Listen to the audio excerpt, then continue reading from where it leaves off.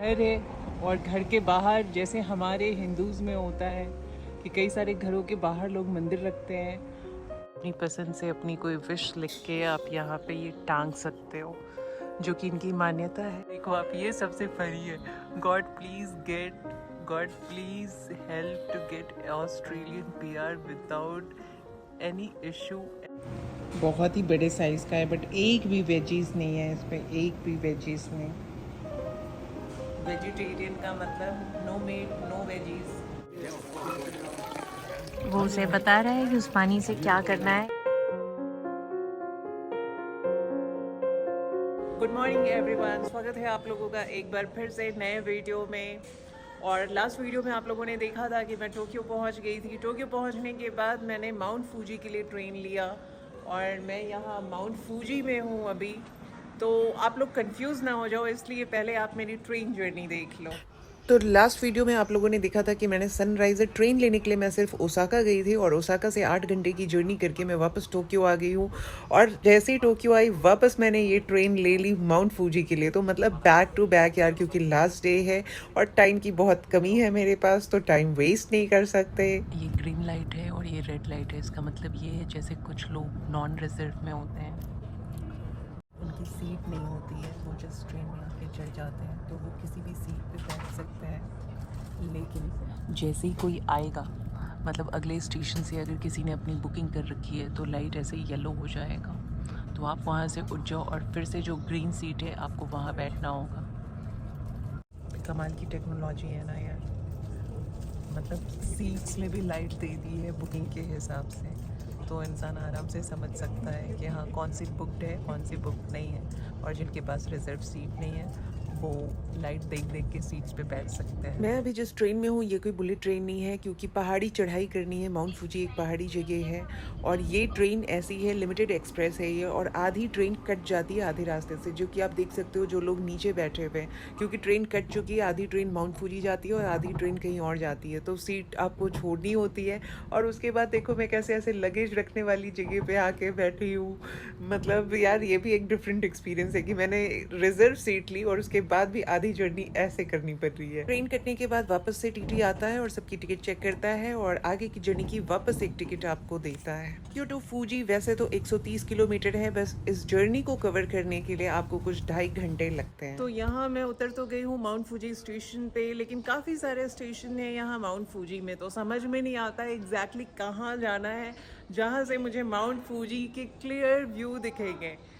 तो ये देखो आप, ये मैं कुछ ये स्टेशन पे हूँ, फूजी यशोदा है शायद से ये, और यहाँ से देखो आप दिखा तो रहा है कि क्लियर माउंट फूजी का ये है, बट जाके देखते हैं, पूछ के देखते हैं। यहाँ पे आप चाहो तो बाइसिकल भी रेंट कर सकते हो, और इलेक्ट्रिक बाइसिकल होगा ये, जिसका मिनिमम ये चार्जेस 1 घंटे के लिए, 3 घंटे के लिए, 1 दिन के लिए, 24 घंटे के लिए।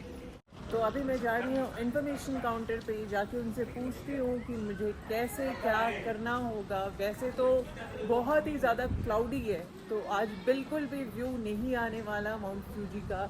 वैसे माउंट फूजी मैं कब से बता रही हूँ, तो माउंट फूजी है क्या? माउंट फूजी एक एक्टिव वॉल्केनो का माउंटेन है। मतलब ये 3 माउंटेन्स हैं जिनके नाम ये और ये है, और यहाँ पे एक्टिव वॉल्केनो भी है। क्लाउड इतना ज़्यादा है कि आप देखो कुछ भी व्यू नहीं आ रहा। अभी इंफॉर्मेशन सेंटर से ही आ रही हूँ मैं, और इंफॉर्मेशन सेंटर में भी पता चला कि आज आप माउंट फूजी के दर्शन बिल्कुल नहीं कर सकते। अब यहाँ तक आए हैं तो ऐसे तो नहीं जाएंगे, तो उन्होंने बोला कि है कुछ अट्रैक्शंस आजू बाजू में, जहाँ से मे बी अगर क्लाउड साफ हो तो आपको माउंट फूजी के दर्शन हो सकते हैं। तो अभी वॉक करके मैं जा रही हूँ, कुछ 20-25 मिनट की जर्नी है यहाँ से। वैसे तो ये गांव भी बड़ा प्यारा है यार, जिसका नाम है फूजी यशोदा। ये देखो आप, ऐसे वाइट पौधे, पिंक पौधे वाला गांव है ये। क्या गांव लग रहा है यार, बट दूर दूर तक लोग ज़्यादा नज़र नहीं आ रहे हैं, बट गांव तो बहुत प्यारा है। इधर माउंट फूजी के अगर आप घरों पे भी नज़र डालोगे तो ये टोक्यो के दूसरे पार्ट से आपको काफ़ी डिफरेंट दिखेगा। मतलब बहुत ज़्यादा सिस्टमैटिक और बहुत ही सेम कलर और सेम सब चीज़ें इधर आपको नहीं दिखेंगी। ये देखो आप, अलग अलग कलर के अलग अलग साइज़ के घर आपको दिखेंगे इधर। जैसे टोक्यो में दिखते हैं कि सारे बिल्डिंग मोस्टली होते हैं, छोटी छोटी बिल्डिंग्स होती हैं। डोरेमोन के गांव में हमने देखा कि वहाँ पे छोटे छोटे घर थे, सारे एक तरीके के थे, बट यहाँ पे वैसा नहीं है, मिसिंग है। बट जो भी है क्लीन है, अच्छा है, बट वैसा नहीं है। हाँ, ये किसी का घर है और घर के बाहर जैसे हमारे हिंदूज़ में होता है कि कई सारे घरों के बाहर लोग मंदिर रखते हैं, तो इन्होंने भी मंदिर रखा है। और इनके भगवान कुछ मुझे ऐसे लाफिंग बुड्ढा टाइप के दिख रहे हैं। अब मुझे जाना है वहाँ, क्योंकि मुझे लग रही है अभी बहुत प्यास, क्योंकि यहाँ चढ़ाई करनी पड़ रही है और गला भी बहुत सूख रहा है। पता नहीं क्यों, डिहाइड्रेशन हो रहा है थोड़ा। मैं भूल ही जाती हूँ यार, ज़ेब्रा क्रॉसिंग है ना, इंडिया में पढ़ाया तो ज़रूर गया था लेकिन फॉलो नहीं कर पाया जाता, जिसकी वजह से ना ज़ेब्रा क्रॉसिंग की आदत नहीं होती और कहीं से भी रोड क्रॉस करने लग जाती हूँ। फिर याद आता है मुझे कि ये इंडिया नहीं है। तो ये 2 लीटर वाला बड़ा बॉटल ले लिया। अब मुझे पैदल भी बहुत चलना है 1-2 घंटे, तो छोटी बॉटल भी 95 की आ रही थी और ये बड़ी वाली बॉटल आई 110 की। तो मैंने सोचा यार यही ले लेते हैं, थोड़ा मेहनत करना पड़ेगा, बहुत पैदल चलना पड़ेगा। तो कुछ 25 मिनट चल चल के ऑलमोस्ट मैं पहुंचने वाली हूँ अपने पहले अट्रैक्शन पे, माउंट फूजी के। दूर दूर तक देखो आप, कोई भी नज़र नहीं आ रहा, सिर्फ पेड़ हैं और मैं हूँ।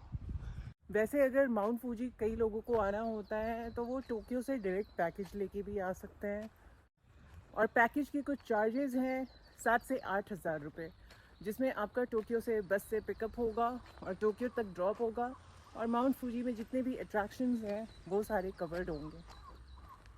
तो मैंने वो नहीं लिया क्योंकि मेरे पास ऑलरेडी ट्रेन का पास था, तो यार अगर 2 पैसे बचते हैं तो बचा लेना चाहिए। नाम है इस जगह का, ये देखो आप खुद ही पढ़ लो क्या नाम है, कीतागुची होंगू फूजी सेंजन स्ट्रीम। और अगेन इनका ये कोई मंदिर जो कि बंद है। इनकी बहुत से मंदिरों को मैंने नोटिस किया है, पता नहीं क्यों ये लोग डोर बंद कर देते हैं, भगवान को डिस्टर्ब नहीं करते, पूरे दिन सुला के रखते हैं। कितने लकी है ना इनके भगवान, अपने भगवान को तो दिन में सोने ही नहीं मिलता। अगेन देखो अब दरवाज़ा बंद है बट लोग प्रेयर कर रहे हैं, शायद इनके भगवान इसी तरीके से रहता है, इनका मंदिर कुछ ऐसा ही रहता है। तो यहाँ पे आपको ये सब जो चट दिख रहे हैं ये आप ऊपर से वहाँ से ख़रीद सकते हो और अपनी पसंद से अपनी कोई विश लिख के आप यहाँ पे ये टांग सकते हो, जो कि इनकी मान्यता है। लोगों ने काफ़ी कुछ ऐसा लिख रखा है, चलो पढ़ते हैं कुछ। ये देखो आप, ये सबसे फनी है, God please help to get Australian PR without any issue, and पता नहीं क्या लिखा है, God please help us to establish new business with good profit, God please help us to be prospect and wealth with money, please protect us family, protect kids, blah blah blah. Hi, my family, I and my family able to go to Australia soon. Oh my God, एक और wish देखो काफ़ी अच्छा सा है, I wish to be married to a good man and have a family and travel the world, I wish for my sister immigration issues be resolve in her family, in her, पता नहीं ये क्या लिखा है, and continue with her life and care, I wish good health peace. कसम से अब तो मुझे ना ये जगह देखने से ज़्यादा अच्छा लोगों के यहाँ पे विशेस पढ़ने लग रहे हैं, बहुत ही फ़नी विशेस है। कोई शादी की मांग कर रहा है, कोई ऑस्ट्रेलियन PR की मांग कर रहा है। अब अंदर जाके थोड़ा देख लेते हैं अंदर में क्या है, कैसा सीन है। बहुत ही मुश्किल से इनका कोई मंदिर मुझे खुला हुआ दिखा। इनके पूजा करने के स्टाइल से लेके मंत्र जाप करने तक की चीज़ें ना मुझे इतनी सिमिलर लग रही हैं कि मुझे ऐसा लग रहा है मैं बुद्धिस्ट या इंडियन टेम्पल में हूँ, लेकिन ये राक्षस जैसे भगवान हमारे नहीं है। हाँ देखो आप, बिल्कुल कंस्ट्रक्शन मंदिरों के सेम है। यहाँ पे भी पता नहीं, देखो आप, इन्होंने कागज़ में क्या क्या बांध के रखे हैं, ये पूरे जापानीज़ में है, तो ये मुझे नहीं लगता कि टूरिस्ट लोगों ने बांधा है। और ये पेड़ देखो आप यार, ये इनका कोई बहुत ही होली ट्री लगता है, बहुत ही मोटी मोटी जड़ है इसकी और बहुत ही पुराना सा पेड़ दिख रहा है ये। और लोग यहाँ पे आके और लोग यहाँ पे आके काफ़ी पिक्चर्स भी क्लिक कर रहे हैं, मतलब इनकी कोई बहुत ही मानी हुई ट्री है ये।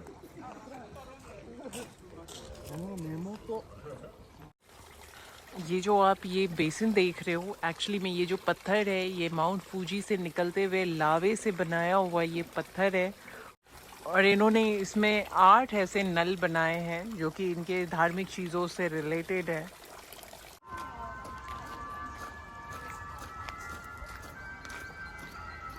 तो मुझे लगी थी भूख और चलते चलते मैं ढूंढ रही थी डोमिनोज, जो कि यहाँ से कुछ 400 मीटर पे ही है। मेरा बहुत दिल हो रहा था कुछ पिज़्ज़ा खाने का, और मुझे दिखा ये सेमेंट्री दिखा। तो मैंने जापानीज़ लोगों का सेमेंट्री तो कभी देखा नहीं था, तो मैंने सोचा चलो देखती हूँ। और देखते देखते जब मैंने ये जो लिखे हुए हैं इनके, इसे मैंने जब ट्रांसलेटर के थ्रू ट्रांसलेट करके देखा, मोस्टली लोग यहाँ पे 80+ इवन 98 तक का भी मैंने देखा, मे बी 100 वाला भी हो। अब सारे तो मैंने देखे नहीं। सही है यार, सही है। डोमिनोज तो मिल गया है, पता नहीं मेरी पसंद का पिज़्ज़ा मिलेगा या नहीं, आई मीन वेज। तो फाइनली मुझे पिज़्ज़ा मिल गया है, और जो सबसे कम का पिज़्ज़ा है मानिया वेजिटेरियन, वो पिज़्ज़ा मुझे 800 येन का मिला है, मतलब कुछ 425 रुपये आप समझ लो। बट बहुत दिल हो रहा था मेरा, क्योंकि मैं जब से आई हूँ ना बस noodles, cup noodles, poha, fruits, बस यही खा रही हूँ। मतलब प्रॉपर वो खाने वाली फीलिंग नहीं आ रही मुझे। तो आज मेरा दिल कर रहा था पिज़्ज़ा खाने का। तो मेरा पिज़्ज़ा आ चुका है, और मैंने तो सोचा था ये मानिया होगा, लेकिन ये काफ़ी बड़े साइज़ का है। मैंने बोला था मैं यहाँ ही खाऊंगी, फिर भी इन्होंने टेक अवे करके दे दिया। बट उससे क्या फ़र्क पड़ता है, मैं तो यहीं खाने वाली हूँ। बहुत ही बड़े साइज़ का है, बट एक भी वेजीज नहीं है इसमें, एक भी वेजीज नहीं। वेजिटेरियन का मतलब नो मीट, नो वेजीज, सिर्फ आटा and cheese. Wow. Mount Fuji के अंदर के आप घर देखो ज़रा, ये बिल्कुल नए ऐसे बंकर हाउस जैसे लगते हैं, एकदम ऐसे देखो आप बंकर वाले ही है। शायद अर्थक्वेक की वजह से ये लोग इस टाइप से घर बनाते हों, लेकिन जो भी हो, मतलब दिख तो रहा है बहुत प्यारा। ये तो पूरा ऐसा लग रहा है बाम्बू से बना रखा है घर।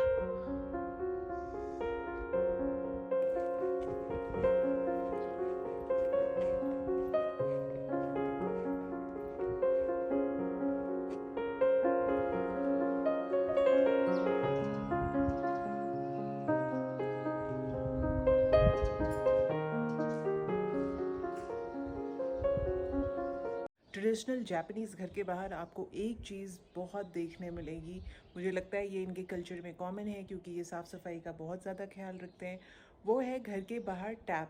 आपको मोस्टली घरों के बाहर में यहाँ टैप दिखेंगे, जैसे कि आप देखो ये घर है, इसके बाहर में ये टैप, ये भी देखो आप, इधर घर है और इसके बाहर में भी ये टैप। मुझे लगता है इसका रीज़न ये है कि ये लोग साफ़ सफाई को बहुत ज़्यादा इम्पोर्टेंस देते हैं, तो घर में घुसने से पहले ही सबके पाँव वाँव धो लिए जाते होंगे, मे बी। फूजी एक और चीज़ के लिए बहुत फेमस है, वो है स्ट्रॉबेरीज़, और बहुत ही फ्रेश यहाँ पे स्ट्रॉबेरीज़ मिल रहे हैं। और ये देखो आप, पीच कलर का स्ट्रॉबेरी यार, एकदम वाइट है। मतलब ऐसा इंडिया में मैंने कभी नहीं देखा, पता नहीं इंडिया में पैदा होता भी है या नहीं। इवन प्राइस भी अच्छा था, सिटी में मैं हर जगह 500 येन में देख रही थी। और आपने देखा पीच कलर का भी स्ट्रॉबेरी था। ये जो पार्क है इसका नाम ये है, और यहाँ से सबसे खूबसूरत माउंट फूजी का जो व्यू है वो आता है।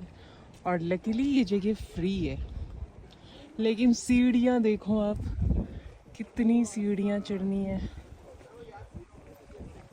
इतनी सीढ़ियाँ ही देख के ना मुझे डर लग रहा है, लेकिन मैंने सोचा कोई बात नहीं, पिज़्ज़ा खाया है, अच्छे से डाइजेस्ट हो जाएगा। वो भी बहुत बड़ा वाला पिज़्ज़ा खाया है, सारा तो मुझसे खाया भी नहीं गया, थोड़ा मैंने रख लिया है। ओ वाह, ये नज़ारा देखो आप, ये पेड़ों के कलर देखो आप यार, क्या लग रहे हैं। अभी तक तो बिल्कुल क्राउड नहीं दिख रहा था, लेकिन यहाँ देखो आप, ऐसा लग रहा है कि आधा जापान उठ के इधर ही आ गया है। कम से कम नहीं तो नहीं 300 सीढ़ियाँ तो ज़रूर होंगी। 300 सीढ़ियाँ चढ़ चढ़ के ना हालत ख़राब हो गई है। ऊपर जाके देखूंगी अगर कहीं लिखा है तो कितनी सीढ़ियाँ थी। अभी भी कंप्लीट हुआ नहीं है। अभी फूजी को देखना है, वो भी बेस्ट व्यू, तो इतनी मेहनत तो करनी पड़ेगी। अगर आप लोग जापान की पिक्चर गूगल भी करोगे तो आपको सबसे पहले यहाँ की बुलेट ट्रेन और माउंट फूजी ये ज़रूर पिक्चर्स आएंगे गूगल पे। तो ऐसा क्यों है?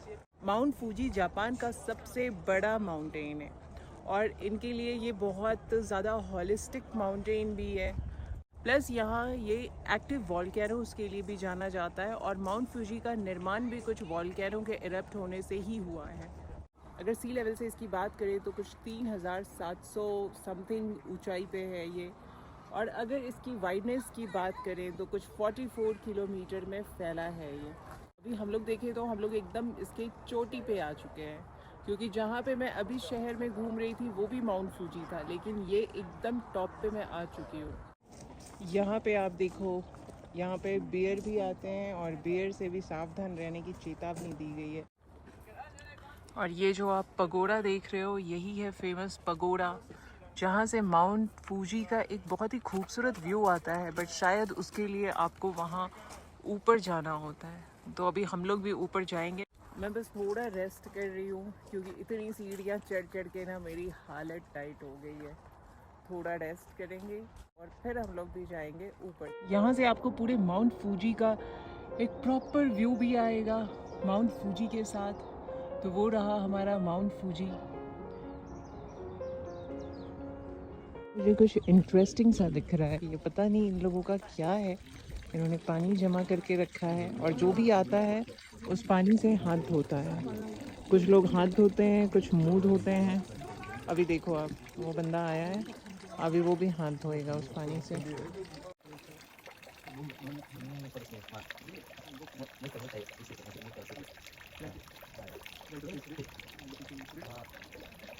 ये तो फ्री का है, मुफ्त मुफ्त मुफ्त, तो ये तो हमें भी करना चाहिए। पहले मैं देख लेती हूँ कैसे करते हैं। अरे ये तो दूसरे हाथ पे रखना है, अकेले से तो नहीं होगा।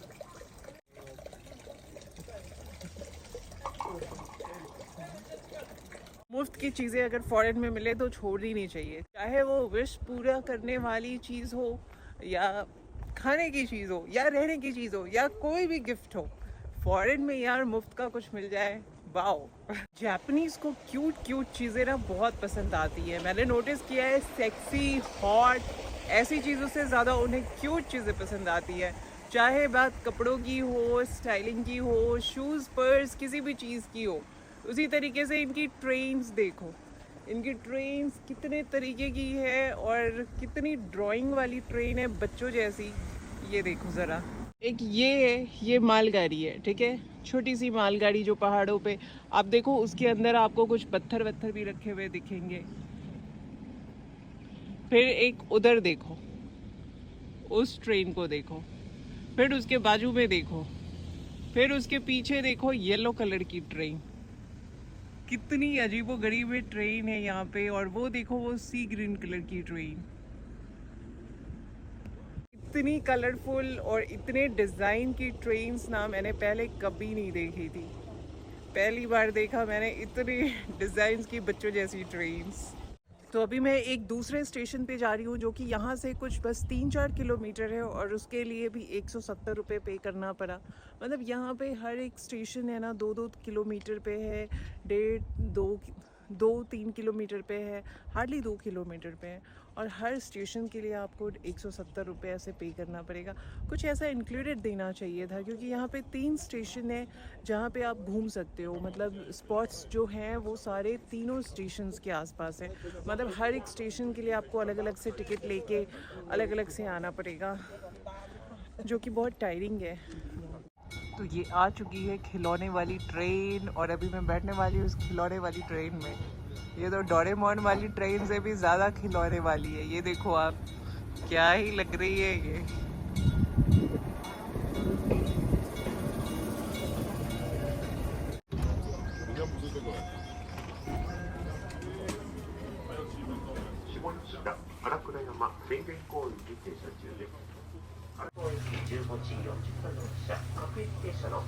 तो लोकल ट्रेन लेके मैं पहुंच गई अगले स्टेशन कावागुची को। ये है स्टेशन का नाम कावागुची को। और यहाँ देखो आप कितना क्राउड है। मुझे लगता है बहुत इम्पोर्टेंट चीज़ मैं मिस कर रही थी, क्योंकि इतना क्राउड तो अभी तक में मैंने नहीं देखा दोनों स्टेशंस पे। यहाँ से मैं एक बस लूँगी जो मुझे केबल कार के पास उतार देगी, और वहाँ से केबल कार से हम लोग राइड लेंगे। इस चीज़ का ख्याल यहाँ जापान में बहुत रखना पड़ता है कि लाइन से आप हटे ना तो हट ही गए।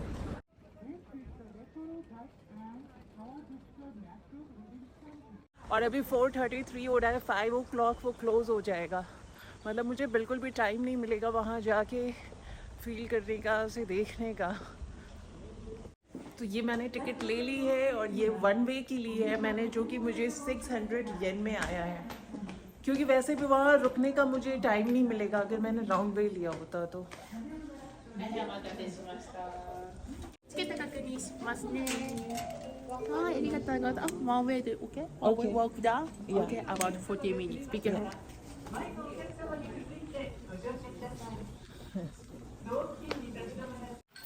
बहुत बड़ी सी है, मतलब एक केबल कार में ये पता नहीं 10, 15, 20 लोगों को ठूंस के भर देते हैं। अच्छा है हमारे टाइम पे कोई है नहीं, बस ये 2 लोग हैं और मैं हूँ, तो मतलब बस हम 3 जाएंगे। अच्छा है, खाली खाली रहेगा।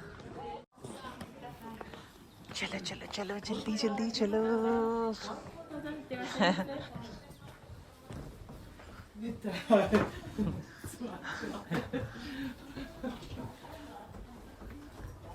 और ये जो आप वहाँ पे देख रहे हो ये लेक है, जिसका नज़ारा हम लोग बाद में भी लेंगे, लेकिन ये वॉल्केनो से ही बना हुआ लेक है। ओह नो, कुछ और लोग भी आ गए। अरे यार, ये नहीं होना था।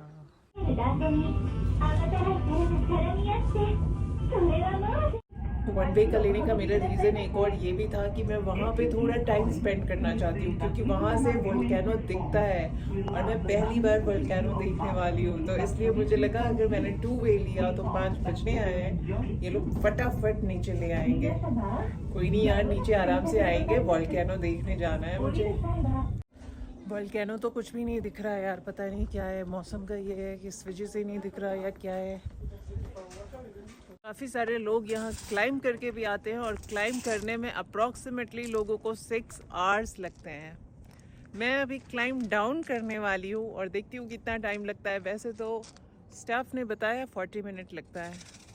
बहुत उम्मीद से मैं आई थी वॉल्केनो देखने सिर्फ, लेकिन कोई वॉल्केनो नहीं है। स्टाफ ने भी बोला इस स्पॉट से नहीं दिखता, वो किसी और स्पॉट से दिखता है। लेकिन फिर भी आज क्योंकि वेदर ऐसा है और शाम हो चुका है, तो उसने बोला बहुत रेयर चांस है कि वहाँ से भी दिखे।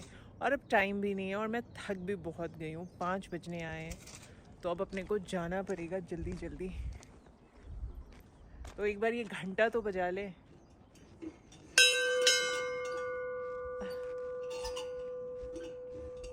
यार बहुत सारी चीज़ें ना जापानीज़ की भी सिमिलर लगती हैं, उनके मंदिर बनाने का, उनके पूजा करने का तरीका, उनके अगरबत्ती दिखाने का तरीका, और ये घंटा बजाने का तरीका, है ना, सेम है ना।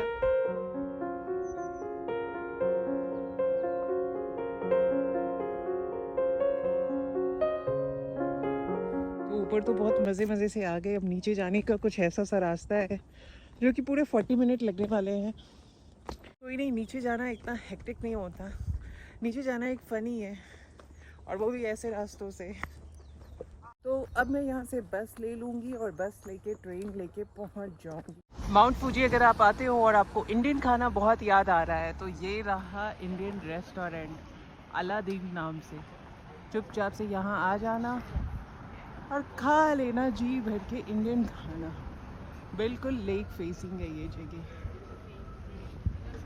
पहुँच चुकी हूँ मैं मेरे आखिरी डेस्टिनेशन पे आज के, जो कि है मेरा हॉस्टल। अभी कुछ रात के 10 बज रहे हैं, तो मेरा माउंट फूजी का ट्रिप ख़त्म करके मैं कुछ 10 बजे पहुँची हूँ मेरे हॉस्टल के एरिया में, जिसका नाम है अकास्का। तो मेरा ये पूरा ट्रिप मुझे 1800 रुपये का पड़ा, जिसमें से मेरा बुलेट ट्रेन वाला राइड तो इंक्लूड था, उसके अलावा जो भी सारी चीज़ें हुई, केबल कार और जो भी टिकट्स इंक्लूड नहीं थी, वो सब मिला के मुझे 1800 रुपये पड़े।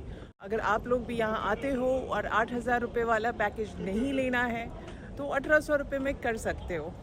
तो फ़िलहाल के लिए इस वीडियो को लाइक कर देना, शेयर कर देना, सब्सक्राइब कर देना। मिलते हूँ फिर से एक नए वीडियो में। और देखो कितना खूबसूरत है यार, कितना खूबसूरत है।